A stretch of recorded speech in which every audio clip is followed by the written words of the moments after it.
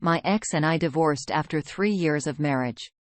The first time I met my ex-wife was at a baking fest where she and her friends came to support one of the competitors who was also her friend, and I happened to be her friend's cousin, the competitor.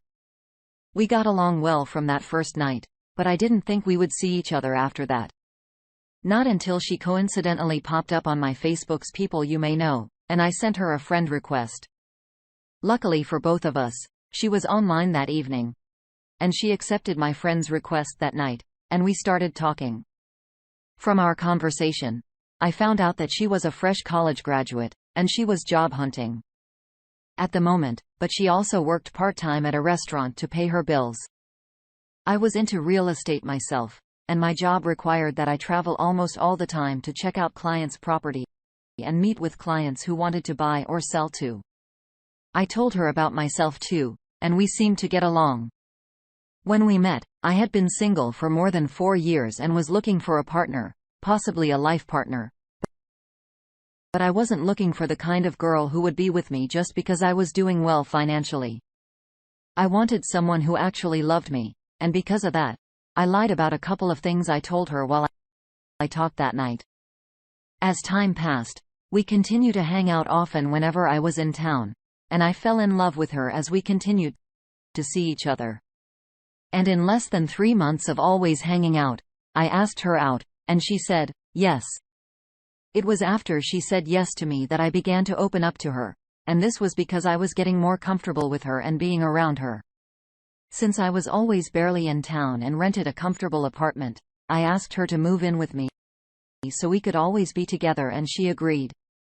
Right from when we started talking on Facebook, I told my best friend about her and how much I liked her, and he encouraged me to make things work out between us, which it did. And since I was only sometimes in town, I would ask him to occasionally stop by the house on his way back from work and check on her for me. She became my world, and I adored everything about her. Her smile was infectious, bringing life to every room she stepped into. Even my mom, who was selective regarding women, loved her at first sight. After searching for a job for a long time, she could not find one. I asked her to stop hunting and started giving her money monthly. It was equivalent to the salary she would get if she worked. And I even added bonuses every time she made me happy. So all she did was stay home, hang out with her friends, or do whatever she wanted to decide from working. Our intimate life was great, and it was really one of the things I loved about her. When we met new, we explored together, and she always had a way of driving me crazy in bed. While all this happened, I bragged about her to my best friend, and I kept telling him how lucky I was. 12 perfect woman. He even advised me to propose to her since I was the only bachelor in her circle, and he helped me pick the perfect ring. My wife and I dated for a couple of years before I popped the question. And she said, yes. We had a beautiful wedding. And for our honeymoon, we went to a tropical island she had always been crazy about. Our honeymoon was a gift from my fellow realtors, including my best friend, and it was just amazing. Before marriage, we had agreed to not have kids immediately because I understood we would have to pause our lives for a while to raise a child. And I didn't want that.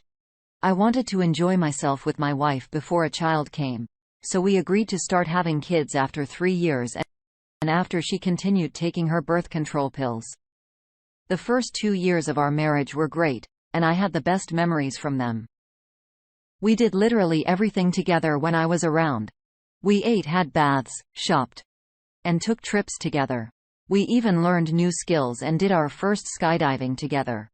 I ensured that whenever I was at home with my ex-wife, I showered her with gifts and so much love, and we would even go over to my best friend's house for dinner, or he would come over with his family.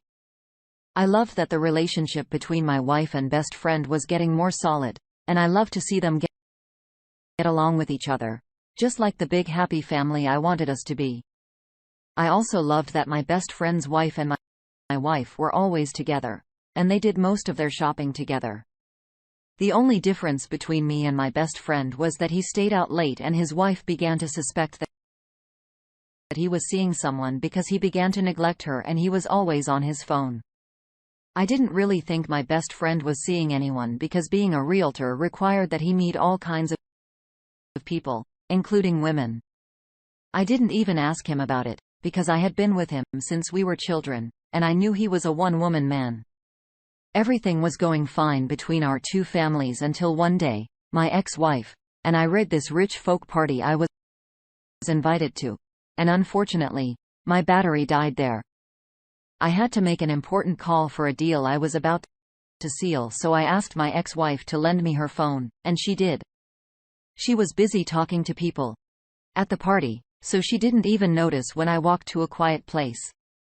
I typed the number on her phone, and to my greatest surprise, the name Sugar popped on her screen.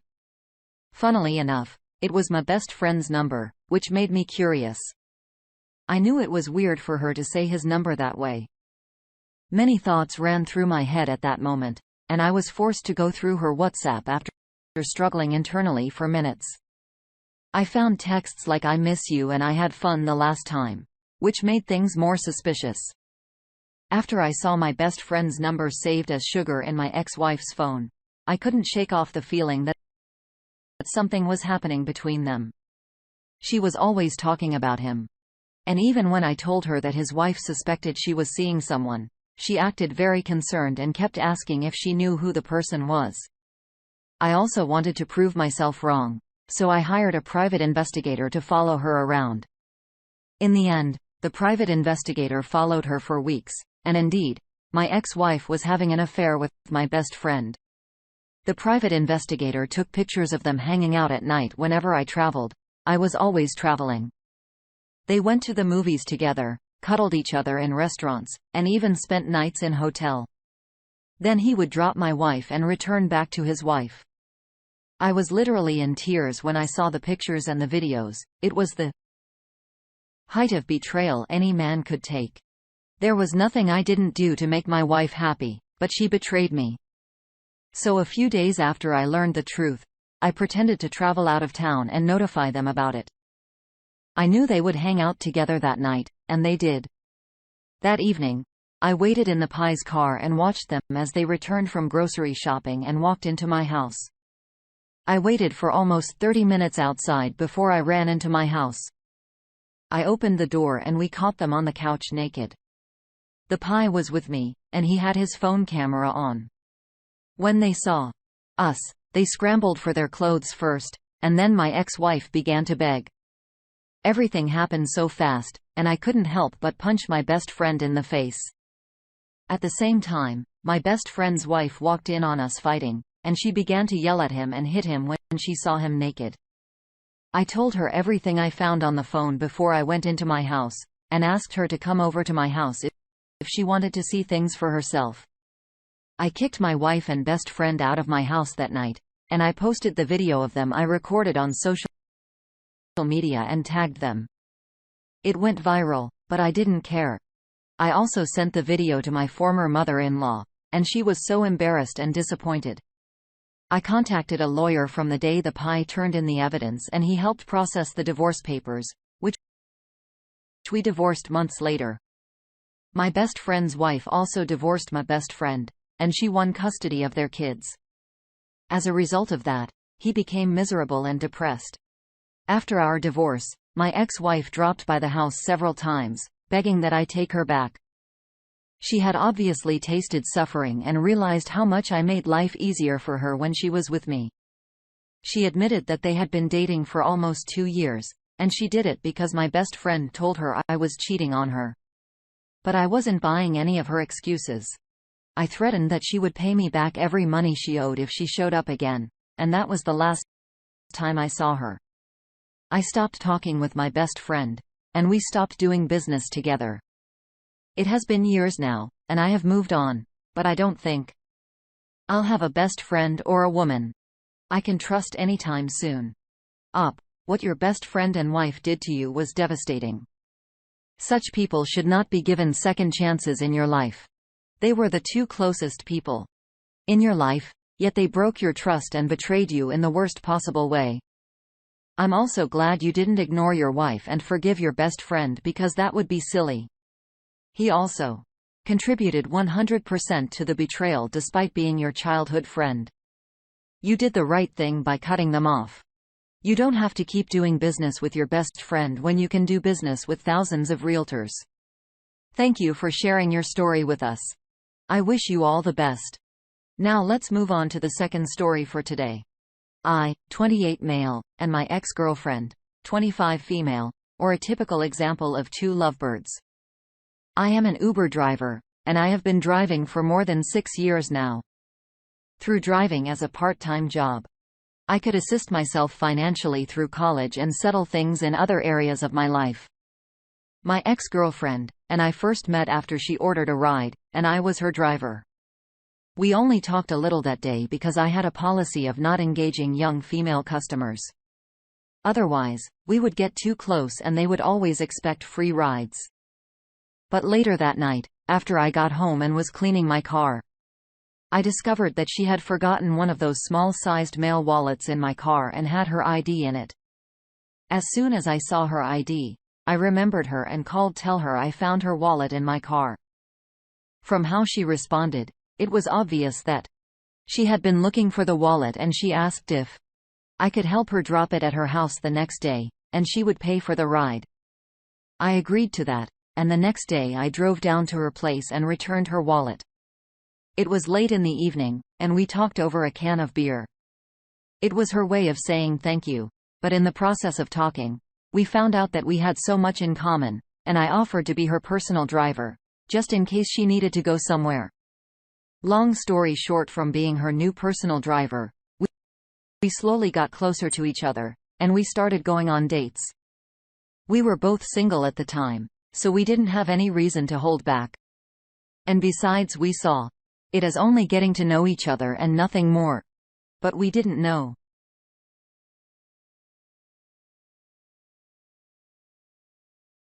We dated for 4 years.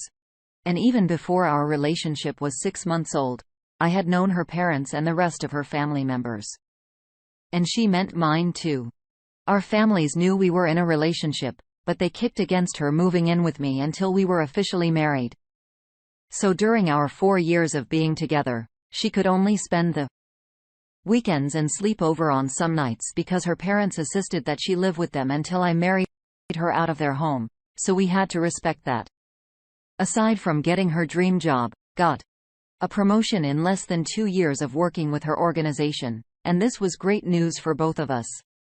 The only wrong side was she had to handle more projects, and she had more workload than she used to. In her organization, there was this guy my ex-girlfriend used to talk about a lot. She talked about how intelligent he was and how the organization was so proud of him after he sealed a mega deal. And all I can remember was that she was so happy when she found out she had been paired with him to work on the project they were assigned. About a month after she started working on this project with her partner and noticed many things had changed between us. First, she was always too tired to go on a date with me or come over to see me at my apartment like we agreed to twice every week. Also, we used to video call each other every day while working. It either had to be during her break time or mine, but after the project began, she stopped taking my video calls. Instead, she would text back and tell me she was busy, and she would call me later, which she never did. When her attitude towards me kept getting worse, I felt it was because I had not made a move yet, especially since we had already dated for 4 years. So I bought a ring. I wanted to propose to her so she wouldn't feel I was unserious. I intended to propose to her on her 26th birthday. But I found something shocking a week before her birthday. On that day, a customer ordered a ride to a fancy restaurant, and after I dropped the customer at the location at around 8 p.m., I saw my ex-girlfriend and her colleague from work coming out of the restaurant with a takeout bag. She was holding the bag and he wrapped his right arm around her waist like they were a couple, and I felt butterflies in my stomach. They did not see me and I watched them as they hopped into his car, kissed each other after they got in and drove away. Immediately, they drove off. I followed them. He drove her to the parking lot of a hair salon. They stepped out and kissed. Then she got into her car and went home. I was heartbroken, but I had to put myself together, and I could take pictures of them kissing from where I parked my car. After they left for their different destinations, I sat in my car and laughed. It was a combination of tears and laughter, but I laughed the most. I was so pained that she chose to cheat and threw away everything we suffered to build. I had sacrificed a lot of things for her, but it seemed like that wasn't enough for her. The following day was one of the days we agreed she would be sleeping over, and I called her to come over to my place because I needed someone to talk to. I told her I was depressed, and knowing that I had issues of depression in the past, she came over. Throughout that night, I kept brooding over what I had seen, but didn't confront her. Instead, I asked about her project and how everything was at work. As I always did, that night when she slept, I was able to unlock her phone and found chats between her and her colleague. There were chants of them saying things to themselves, and even saying ill things about the company they worked for. The sweetest part was the chants contained their news, and I took screenshots of everything, sent them to my phone, then cleared the traces. Before she left for work the next day, I asked her if she could leave her new purse. I got it for her, so I could take it to the store and get the same one for my mom as her birthday gift, and she did. When she left for work, I printed many copies of the chat I took from her phone and went to the organization she worked for. Her colleagues already knew me, so they received me well. When I got there, they told me she was having a presentation, so I used the opportunity to share the chats with everyone, and they were all in shock when she came out. She was concerned that everyone was glaring in her. And when I handed her a copy of the chat, she stood there dumbfounded. Without wasting time, I told her it was over, then asked her for her car key.